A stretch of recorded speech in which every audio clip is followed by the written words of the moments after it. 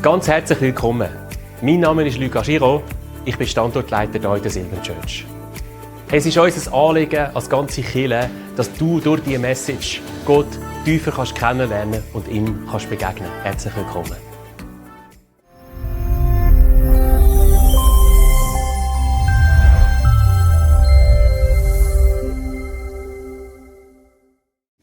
Ja, es ist so schön, miteinander als Silvan Family dürfen Taufe zu feiern. Und wie es der Alex schon gesagt hat, hey, wenn du sagst, Silvan ist meine Family, dann komm nachher unbedingt in den Mack. Dann können wir, ja, kannst du Teil von der Silvan Family sein, weil das ist so etwas Wertvolles.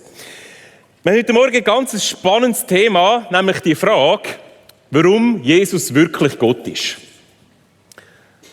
Wir sind in dieser Serie, warum Jesus, und wollen uns dieser Frage stellen. Aber es ist eigentlich noch eine schwierige, oder eigentlich für einen Prediger eine unmögliche Aufgabe. Wie kann ich als Mensch, wie soll ich beweisen, dass Gott Gott ist? Geht gar nicht. Das heisst, ich kann dir heute Morgen wird dir nicht den ultimativen Beweis oder die ultimative Argumentation geben, hey, darum ist Gott Gott. Und gleichzeitig haben wir heute Morgen 7 Menschen da, die sagen, hey mal, das gilt für mein Leben. Das glaube ich. Jesus ist Gott, Jesus ist mein Retter. Ich bin bereit, dafür zu stehen und das öffentlich zu bekennen, in das Wasser hineinzugehen, mich untertauchen zu lassen, als ein Zeichen, hey, ich verbinde mich mit dem Tod von Jesus und ich habe das Leben von Jesus geschenkt. Das ist ja schlussendlich Taufe. Ich weiss nicht, wie du zu dem Thema stehst, wie du zum Thema Jesus stehst. Vielleicht bist du da und vielleicht fasziniert dich der Glaube. Und du fragst dich, hey, wie kommt es dazu, dass meine Kollegin, mein Kollege, meine Tochter, meine Nichte, Neffe, Enkel, weiss nicht was, das macht? Finde ich spannend. Vielleicht löst es bei dir auch Fragen auf. Vielleicht sagst du, hey, Moment mal, ja, also ich habe Mühe. Ich habe Mühe mit dem. Vielleicht wirft es Zweifel auf. Vielleicht sagst du, ja, hey, schön, wenn du das glaubst.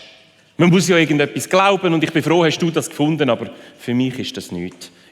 Vielleicht bist du sogar da und sagst, hey, ich habe Mühe. Mühe mit dem ganzen Thema Bibel, Mühe mit dem ganzen Thema Jesus und Mühe mit Kirche sowieso und mit Freikirche dann erst recht. Vielleicht bist du auch da und sagst, ja, hey, ich habe auch mal so überzeugt geglaubt, aber in letzter Zeit habe ich Sachen erlebt, sind in meinem Leben vielleicht Sachen passiert, sind Zweifel vorgekommen, sind Fragen vorgekommen. Fragen am Glauben und Fragen vielleicht auch daran, ist denn Gott wirklich gut?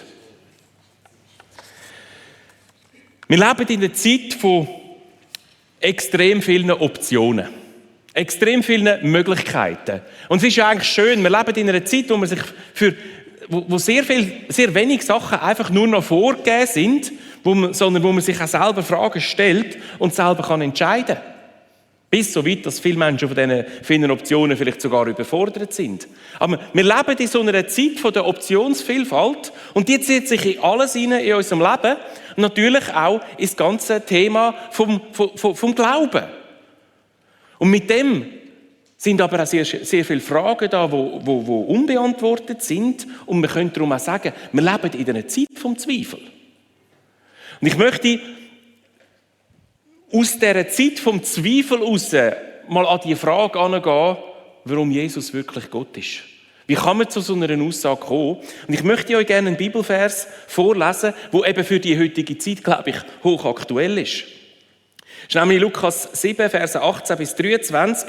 Der Kontext ist so, Jesus hat recht viel Ablehnung erlebt, gerade von den religiösen Menschen von seiner Zeit. Und gleichzeitig hat er gerade den Diener von einem römischen Hauptmann gesund gemacht und hat einen Jugendlichen sogar von den Toten erweckt. Und Menschen haben dann doch gesagt, hey, da ist irgendwo durch ein grosser Prophet unter uns. Und dann ist Folgendes passiert. Johannes der Täufer erfuhr von seinen Jüngern alles, was Jesus tat. Er rief 2 seiner Jünger zu sich und schickte sie zum Herrn, um ihn zu fragen, bist du wirklich der kommen soll, oder sollen wir auf einen anderen warten? Die beiden Jünger von Johannes fanden Jesus und sagten zu ihm, Johannes der Täufer schickt uns, um zu fragen, bist du wirklich der kommen soll, oder sollen wir auf einen anderen warten? Während sie bei ihm warten, heilte er viele Menschen von ihren Krankheiten, trieb böse Geister aus und gab Blinden ihr Augenlicht zurück. Er gab den Jüngern des Johannes zur Antwort: Kehrt zu Johannes zurück und berichtet ihm, was ihr gesehen und gehört habt.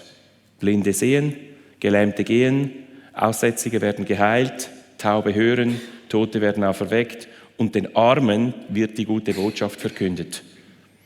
Und sagt ihm auch: Gott segne die, die keinen Anstoß an mir nehmen. Ganz ein spannender Text, wo wir sehen, wie eigentlich Jesus mit diesen Fragen umgeht. Jesus begegnet den Zweifel vom Johannes.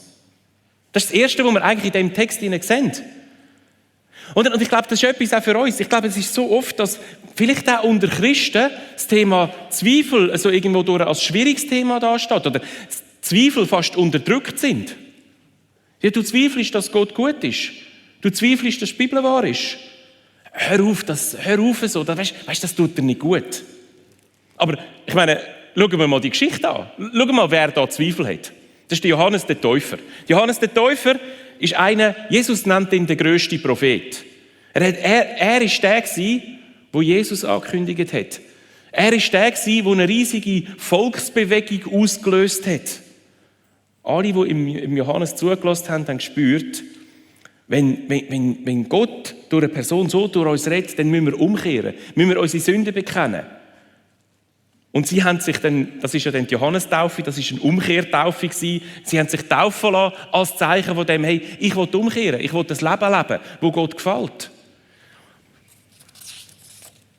Der Johannes war jetzt im Gefängnis gewesen, in schwierigen Umständen, und plötzlich ist er da und hat Fragen, hat Zweifel. Er hat den Jesus angekündigt und stellt sich nachher gleich die Frage: Ist der Jesus wirklich der, wo ich darauf warte? Und das Schöne, was wir hier sehen, ist, Jesus macht dem Johannes keine Vorwürfe. Und ich glaube, das zeigt uns etwas auf. Jesus versteht uns als Menschen. Er weiß, dass wir Sachen erleben, die unsere ganzen Überzeugungen auf den Kopf stellen können. Wenn wir vielleicht unerwartet plötzlich krank werden, wenn wir einen geliebten Menschen verlieren, wenn wir plötzlich Gewalt oder andere Ungerechtigkeit erleben. Und ich glaube, der Lukas, der die Geschichte so aufgeschrieben hat im Lukas-Evangelium, der hat das auch so detailliert und so, wie er es geschrieben hat, aufgeschrieben, um seinen Lesern zu zeigen, zu sagen, hey, hört, Zweifel sind okay. Der Lukas ist sich bewusst gewesen, die das Lukas-Evangelium werden lesen, sind Menschen, die haben Jesus nicht selber gesehen, nicht selber erlebt. Und er sagt ihnen mit dem, hey, ich verstehe, dass ihr auch Fragen habt. Und das dürfen wir für uns mitnehmen. So dürfte es auch uns gehen. Wir haben als Kirche das Jahresthema reflektiert Glauben. Und darum wollen wir und müssen wir uns immer wieder auch Fragen stellen. Und wir haben es ganz bewusst so, wir haben als Kirche ganz viele Kleingruppen und Kleingruppen sind genau so ein Ort, wo wir sagen, hey, da wollen wir nicht einfach nur nette Christen miteinander sein, sondern wollen wirklich die Fragen hineinbringen. Sie sollen ein Ort sein, wo man auch jede Frage stellen kann, jeden Zweifel äußern. So hat es ja Jesus da auch gemacht. Wir haben als Kirche nach der Sommerferien haben wir auch einen Alpha-Life-Kurs. Alpha-Life-Kurs ist so ein Kurs über die grundlegenden Themen vom christlichen Glauben. Und das ist da auch ein ganz wichtiger Punkt. Man darf kommen mit seiner Meinung. Jede Meinung hat Platz, jede Frage darf gestellt werden. Weil Jesus hat genau das Gleiche auch gemacht. Warum? Wir Menschen, wir brauchen die Suche. Jemand hat es einmal so genannt, er hat gesagt, hey, weißt du, Zweifel ist kein Problem. Zweifel ist Glauben, der sich am entwickeln ist. Johannes hat also da Jesus fragen lassen, bist du wirklich der kommen soll, oder sollen wir auf einen anderen warten? Oder die Juden haben in dieser Zeit den Messias, den Retter, erwartet, der sie als Juden würde retten aus allen ihren Nöten raus. Und der Johannes hat es schön formuliert, hat es in einer Art und Weise formuliert, wo wir auch heute verstehen, wo wir nämlich kennen. So, Jesus, bist du der eine? Bist du der? Eben der eine. Die Frage kennen wir vielleicht ein bisschen aus einem anderen Kontext im eigenen Leben. Vielleicht war es bei dir in der Jugendzeit oder später, bist du irgendwann einmal verliebt und irgendwann merkst du, es wird irgendwo durch ernster und dann plötzlich musst du dir ja die Frage stellen, sagen, du, ist sie jetzt wirklich die eine? Ist sie nicht einfach nur ein Flirt, eine gute Erfahrung, sondern ist er oder ist sie die Person, die mich sieht, die mich glaubt, die mich versteht, die mein Leben besser macht? Ich weiss, jetzt wird es langsam kitschig. Der Johannes sucht das bei Jesus. Er fragt, hey, bist du der eine? Vers 19, bist du wirklich der kommen soll? Oder sollen wir auf einen anderen warten? Und Jesus ist dann auf die Frage und auf dem Zweifel, wo da hinten dran steckt, eingegangen. Vers 22. Seid ihr nachher der Jünger, kehrt zu Johannes zurück und berichtet ihm, was ihr gesehen und gehört habt. Blinde sehen, Gelähmte gehen, Aussätzige werden geheilt, Taube hören, Tote werden auferweckt und den Armen wird die gute Botschaft verkündet. Und spannend ist eben, was Jesus da aufzählt, das sind nicht einfach nur Wunder, wo sie dort gerade gesehen haben und erlebt haben und spannende Storys, sondern Jesus macht da kurze trägt zusammen von dem, was im Buch Jesaja schon prophetisch beschrieben ist. Was wird denn der Messias ausmachen? Was werden sie erleben? Jesaja 26, 19. Deine Toten werden leben. Dann werden die Augen der Blinden und die Ohren der Tauben geöffnet. Der Lahme wird springen. Vers 35, 5-6. Der Geist Gottes ist auf mir, um den Armen die gute Botschaft zu verkünden. So ist zusammengefasst in Jesaja 61, 1. Also Jesus sagt eigentlich Johannes nur, ja, Johannes, lies deine Bibel, schau, was passiert und dann siehst du, ob es stimmt. Und das ist ganz ein spannender Umgang. Schau ins Alte Testament, wie Gott den Messias beschrieben hat.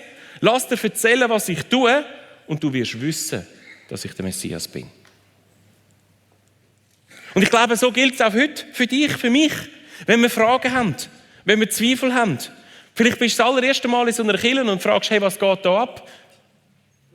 Lies mal die Bibel. Lass mal gute Podcasts. Red mit langjährigen Christen und versuch Gott zu verstehen, was er meint und was ihn dann auch bewegt. Prüf doch die Fakten. Vielleicht gerade auch zum Thema Bibel. Vielleicht zweifelst du auch die Bibel an. Prüf die Fakten. Ich möchte ein Beispiel machen, zum Illustrieren.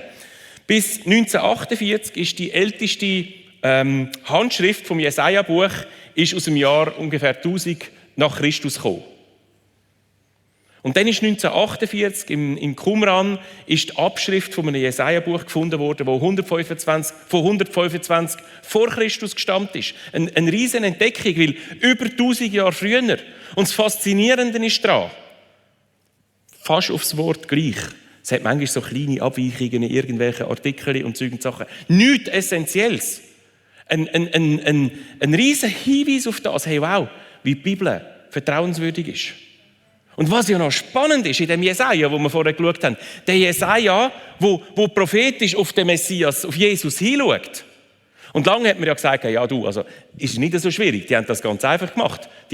Jesus hat es gelebt, Jesus hat es gegeben, da sind sich auch viele Historiker einiger, aber so die ganzen Wundersachen, Zeugen und Sachen, da hat man dann einfach später reingeschrieben, so dass es auch passt, oder eben 1000 nach Christus. Und jetzt kommt plötzlich ein Dokument von vor der Geburt von Jesus, wo dummerweise die Sachen auch schon drin stehen.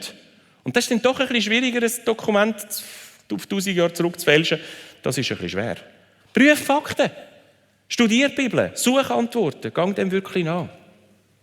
Jesus sagt das dem Johannes und ich glaube, Jesus sagt das auch uns. Hey, wenn du da bist, wenn du Fragen hast, stell dich diesen Fragen. Stell dich diesen Zweifeln. Sie sind nicht ungesund. Es ist Glaube, das sich entwickeln kann. Aber Jesus macht noch etwas anderes. Der Satz, das, was er die Jünger beauftragt hat, nämlich noch einen spannenden Schluss. Er sagt da, kehrt zu Johannes zurück und berichtet ihm, was ihr gesehen und gehört habt. Blinde sehen, Gelähmte gehen, Aussätzige werden geheilt, Taube hören, Tote werden auferweckt und den Armen wird die gute Botschaft verkündet. Ist ja spannend, was eigentlich die Bibel da sagt oder was Jesus da Johannes sagt oder was er da betont. Oder die Erwartung von der Zeit vom Johannes selber ist sie, wenn der Messias kommt, der wird in Stärke kommen. Der wird die Besatzer, die blöden Römer, wenn es sein muss, mit Gewalt und mit Militär vertreiben und wird jetzt endlich für die Freiheit sorgen, die sie sich gewünscht haben. Und jetzt kommt da Jesus und sagt dem Johannes, hey, ich bin der Messias, der kommt im Fall für die Blinden, für die Aussätzigen, für die Armen, Für Menschen, die in Not sind, die sich nicht selber helfen können. Menschen, die am Verzweifeln sind. Menschen, die schwach sind. Menschen, die ihre Grenzen erleben. Und das ist so ganz ein krasses anderes Bild gewesen. Oder Johannes, von ihm lesen wir, wie er es formuliert hat. Er hat ja den Messias Jesus angekündigt, gesagt, bald, Lukas 3, 16 bis 17, bald kommt einer, der stärker ist als ich. Er wird die Spreu im ewigen Feuer verbrennen. Und jetzt kommt Jesus und sagt, hey, ich bin gekommen für die Schwachen. Ich bin gekommen für die Armen. Ich bin gekommen für die Hilfe brauchen. Oder? Und ich glaube, das erklärt ein Stück weit die Ursache vom Zweifel von Johannes. Weil das Bild von dem, wo die Johannes hatte, wie Jesus müsste sein, hat nicht dem Bild entsprochen, wie Jesus wirklich ist. Weißt du, ich glaube, ganz viele von unseren Fragen, die wir haben, in unserer Zeit, in unserem Leben, egal ob du Christ bist oder dich nicht als Christ bezeichnen würdest, kommt so oft davon, dass wir ein Bild davon haben, wie Jesus sollte sein, das nicht dem Bild entspricht, wie er wirklich ist. Und das führt zu Fragen und das führt zu Enttäuschungen. Und da gibt es nur eins, wir müssen unser Bild von Jesus immer wieder korrigieren lassen. Immer wieder durch das prägen lassen, wie er wirklich ist. Oder was Jesus ja da beschreibt, ist, er ist nicht gekommen für die guten Menschen. Er ist nicht gekommen für die charakterstarken Menschen. Er ist nicht gekommen und hat sich da ein paar Vorbilder rausgepickt, sondern er ist gekommen für die Schwachen. In der Bergpredigt sagt er, glücklich sind arme Menschen. Glücklich sind, also da spricht er die äußere Armut an. Er sagt, glücklich sind auch Menschen, die geistlich arm sind, innere Armut. Glücklich sind die nichts vorzuweisen haben, weil für die bin ich gekommen.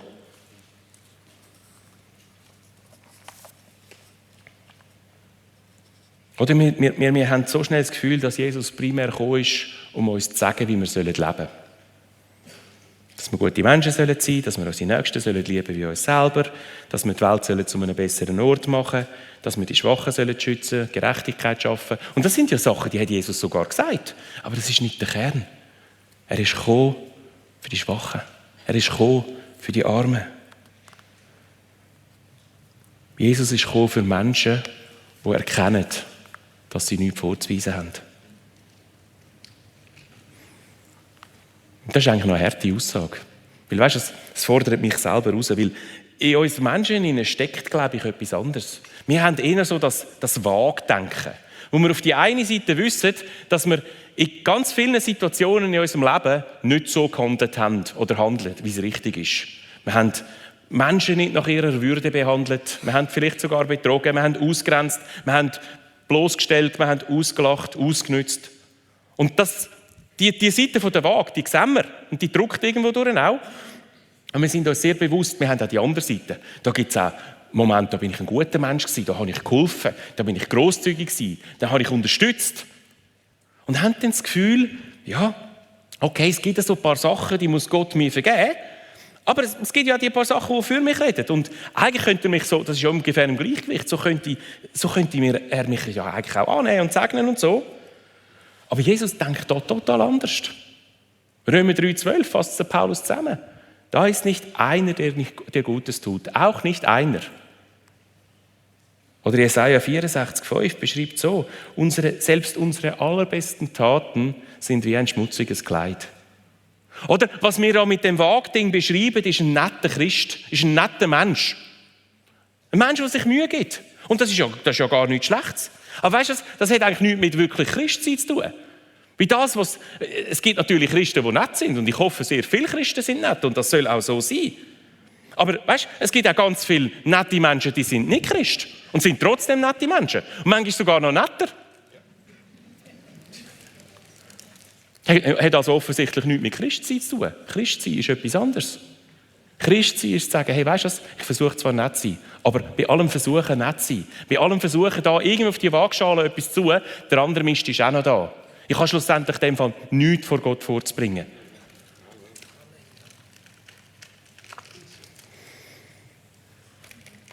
Ein Christ ist jemand, der von sich sagt, ich habe nichts vorzuweisen.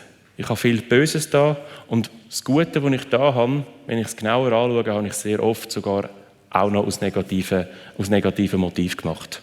Ich habe es gemacht, dass vielleicht Gott mir ein gutes Leben gibt oder das Karma oder das Universum oder weiss nicht was. Ich habe es gemacht, dass andere Menschen dann wieder nett sind mit mir. Ich habe es gemacht, um gut dazustehen vor anderen Menschen. Und dann ist es ja auch nicht mehr wirklich gut, weil dann zielt es ja wieder auf mich. Ein Christ ist ein Mensch, der sagt, ich habe nichts vorzuweisen. Ich kann schlussendlich nicht aus meiner Haut, ich kann mich nicht wirklich verändern. Ich brauche Gnade. Ich brauche einen Retter. Und wenn wir das anfangen zu verstehen, dann merken wir, ich brauche nicht einen Jesus, der gekommen ist für die Guten und Starken. Ich brauche einen Jesus, der gekommen ist für die Schwachen. Jesus sagt da zum Johannes eigentlich, ich bin nicht gekommen, um Gericht zu bringen über die Welt. Sondern er sagt, hey, ich bin gekommen, um das Gericht, das die Welt verdient hat von Gott. Ich bin gekommen, um das zu tragen. Und das ist das, was der Jesus da Johannes sagt. Oder Jesus sucht ja nicht einfach nur Menschen, die schwach sind und will die irgendwo durch ein bisschen segnen oder beschenken, weil sie halt schwach sind. Sondern was Jesus ja gemacht hat, er wird wie sie. Also Jesus, wir kennen die Geschichte, Jesus ist ans Kreuz gegangen und hat den Kreuzestod auf sich genommen, damit wir nicht mehr müssen. Er ist Mensch geworden, damit er das machen kann. Wo Jesus sein Leben gegeben hat an unserer Stelle, sie haben ihm ein Augenbinden angelegt und haben ihn, wie einen Blinden, haben ihn geschlagen und gefragt, Prophet, wer ist es gewesen? Jesus ist verurteilt worden. Und als er verurteilt worden ist, haben seine besten Freunde ihn verlassen. Und er ist so einsam und verachtet worden wie ein Aussätziger. Wo Jesus am Kreuz gehangen ist, sind seine Hände und Füße angenagelt worden, dass er ist wie ein Lahme. Und da finden wir plötzlich die Sachen wieder aus dem Vers. Oder der Blinde, der Einsame, der Verachtete, der Ausgesetzte, der Lahme. Wo Jesus nicht nur gesagt hat, hey, ich komme für euch, die das sind, sondern ich werde das an eurer Stelle. Die Bibel sagt, Jesus war reich gewesen, aber er ist arm geworden. Er hat unsere Schuld auf sich genommen und ist gestorben für unsere Sünde. Er ist gerichtet, damit wir Gottes Gericht nicht mehr tragen müssen, sondern mit Gott leben können, in Gottes neuer Welt. Und wenn wir das anschauen, ist das plötzlich ganz eine andere Aussage. Und ich glaube, dann können wir auch verstehen, warum der Johannes denn den Vers oder das abschließt mit dieser Aussage, Jesus abschließt in dieser Botschaft an Johannes vom Vers 23 und er nachher sagt, Gott segnet die keinen Anstoß nehmen an mir. Das ist ja recht, im ersten Moment recht eine weirde Aussage. Warum steht jetzt das plötzlich in dem Text drin? Aber sie ist eben gerade so wichtig. Warum? Ja, weil Jesus eben anstößig ist. Ja, er begegnet unseren Zweifel. Ja, er verachtet uns nicht. Ja, er nimmt sich Zeit für die Einsamen, die Hilflosen, die Hoffnungslosen. Aber weißt, weil er das ist, bedeutet auch, er kann dir nur, oder weil er ist, wer er ist, bedeutet auch, er kann dir nur helfen, er kann dich nur retten, wenn du eingestehst, du brauchst einen Retter. Wenn wir eingestehen, ich kann Gott nichts bringen. Wenn wir eingestehen, ich bin wirklich vor Gott schuldig. Wenn wir eingestehen, ich brauche einen Retter. Und das ist stossend. Es ist stossend, auch für unseren Stolz, für unser Bild. Wenn er irgendwann die Waage nimmt und merkt, weißt du, die Waage die ist ja gar nicht im Gleichgewicht. Oder er sagt, wenn du mich willst kennen, dann kannst du nicht einfach ein paar Segnungen von mir rauspicken, die dich inspirieren und den Rest ignorieren. Du bewunderst vielleicht, wie ich Menschen liebe, aber du hasst es, wenn ich über Heiligkeit und Gericht rede. Oder du bewunderst Jesus, wie klar er redet und wie gut er ist in seinem Leben, aber dass er Mitgefühl hat für Menschen, die tief gefallen sind, ist dir vielleicht peinlich. Jesus sagt, ich bin der einzige Weg zu Gott, ich bin die einzige Wahrheit. Ich allein bin das Leben. Wir dürfen Jesus nicht einfach als Inspiration nehmen oder als guter Mensch. Es ist ja spannend, auch in der Zeit von Jesus hat er genau das ausgelöst. Ich möchte euch schnell vorlesen, aus Lukas 7, ab Vers 29. Da lesen wir, alle, die zuhörten, selbst die von allen verachteten Zolleinnehmer, unterwarfen sich dem Urteil Gottes und ließen sich taufen. Nur die Pharisäer und Gesetzeslehrer lehnten Gottes Plan zu ihrer Rettung hochmütig ab. Sie wollten sich nicht taufen lassen. Oder es sind so, wir sehen in dem so, es hat so drei Reaktionen geführt. Die einen, merken wir, die sind mit dem Bild von der Waage gekommen. Und also von den Gesetzeslehrern wissen wir, die die haben Jesus gehasst. Die haben ihn ja schlussendlich auch umbringen. Sie haben ihn gehasst, weil er gesagt hat, er ist der Messias, der Sohn Gottes. Und spannend war ja, die Aussage, das hat sie triggert, weil sie überführt hat. Und sie haben ihn gehasst. Und das Krasse ist ja, wer sind das gewesen? Die Religiösen, die Frommen. Ja, spannend. Eine andere Gruppe hat sich eher gefürchtet vor Jesus, weil sie gefunden haben, du, also mit dem crazy, da wollte ich nichts damit zu tun haben. Und dann sehen wir eine dritte Gruppe, die vor ihm niedergefallen ist und ihm das ganze Leben übergeben hat.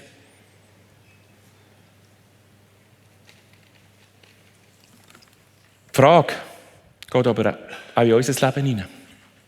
Was machen wir? Was mache ich mit Jesus? Was machst du mit Jesus? Was ist denn deine und meine Reaktion? Oder wenn wir das Kreuz vor Augen behalten, die Augenbinde, die Jesus angelegt hat, die du und ich verdient hätten, der trägt sie. Nägel, die deine und meine Hände müssten festhalten am Kreuz, um sie zu bestrafen, sind seine Hände gewesen. Die Einsamkeit, die deine und meine Schuld bringt, die Trennung von Gott, hat er auf sich genommen.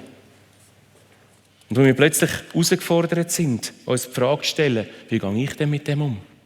Wie sehe ich denn Jesus? Sehe ich ihn als einen guten Mensch, den man bewundern kann? Oder sehe ich ihn als einen Retter, der meinen Platz einnimmt? Oder die drei Reaktionen in der Zeit von Jesus, ich glaube, das sind die gelten auch noch für heute. Die Frage ist, welche Reaktion ist deine Reaktion? Ist es die Reaktion, wo du ihn vielleicht auch so ein bisschen fürchtest, wo du sagst, hey, das ist mir too much, es ist irgendwo durch mit dem Jesus, das ist weird. Wie kann das sein? Was soll das? Hey, dann will ich dich, wenn das deine Reaktion ist, will ich dich herausfordern, lauf nicht weg vor der Frage. Beschäftige dich mit dem Thema. Schau es doch mal an. Weil es wäre ja schade, wenn da wirklich etwas dran ist und nur weil du es weird findest, laufst du an dem vorbei. Komm in Alpha Life Kurs mit deinen ganzen Zweifeln, deinen ganzen Fragen, deinen ganzen Vorbehalten. Und du musst dich nicht mal für den ganzen Kurs anmelden. Es hat der erste Abend einen Schnupperabend, kannst du dich nur für den anmelden, kannst dort hineinschauen und wenn du findest, mal, das ist etwas Gutes, dann mache ich weiter. Aber laufe dieser Frage nicht davon. Vielleicht ist deine Reaktion eher das auch mit der Waage, wo Jesus dich triggert, weil du deine Waage anhebst und es triggert dich, weil er dir sagt, hör mal, deine Waage ist im Fall nicht im Gleichgewicht. Und es regt dich auf. Und es ist schon spannend, gerade die Religiösen in der damaligen Zeit haben Jesus die Waage angehabt und gesagt, hey, schau mal da, die stimmt. Und er hat gesagt, was willst du mit dieser Waage, die ist eh kaputt. So schnell ist es auch bei uns, wo wir leben mit dem Denken, du, ich bin doch eigentlich ein guter Mensch. Was brauche ich da? Was will da Gott von mir?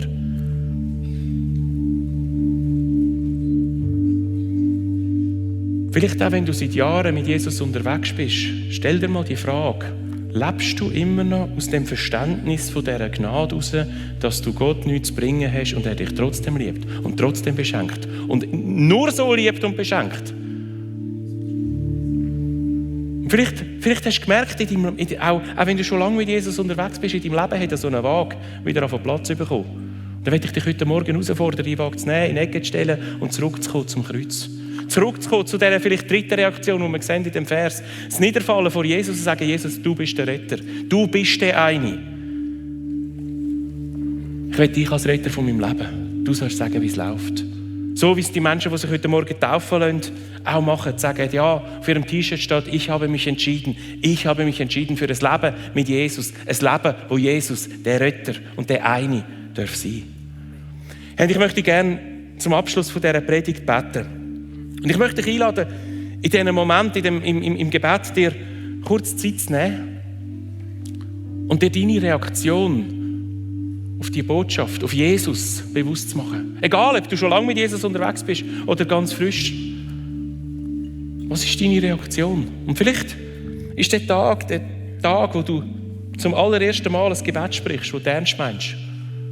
Und kannst in deinem Herzen sagen, Jesus, das und das ist meine Reaktion. Möchte ich bitten, begegne mir.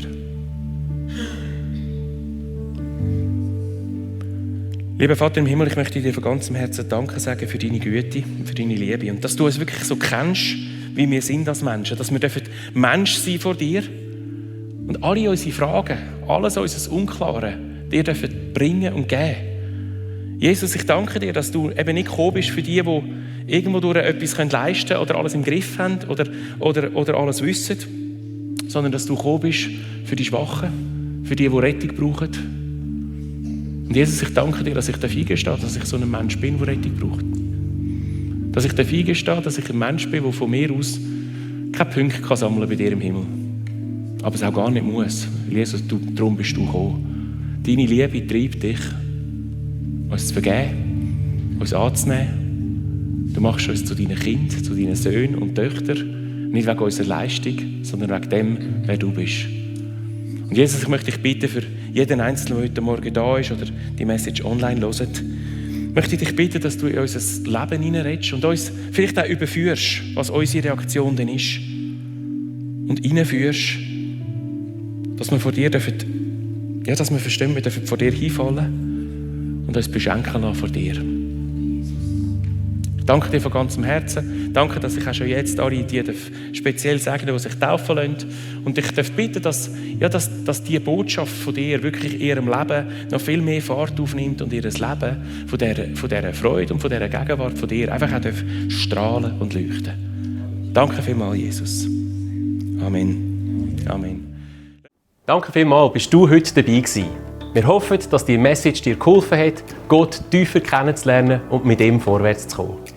Falls du Fragen oder Anmerkungen hast, würden wir uns freuen, von dir zu hören. Melde dich einfach über unsere Homepage www.silbern.church. Wenn die Botschaften für dich ein Segen sind, würden wir uns über deine Unterstützung freuen. Es hilft uns, weiter das zu machen, was wir tun. Du kannst das ganz einfach über die eingeblendete Twint-Code machen. Natürlich gibt es auch noch andere Möglichkeiten, die findest du auf unserer Homepage unter www.silbern.church/spenden. Hey, und so wünschen wir dir Gottes Segen und seine Power. Bis gleich.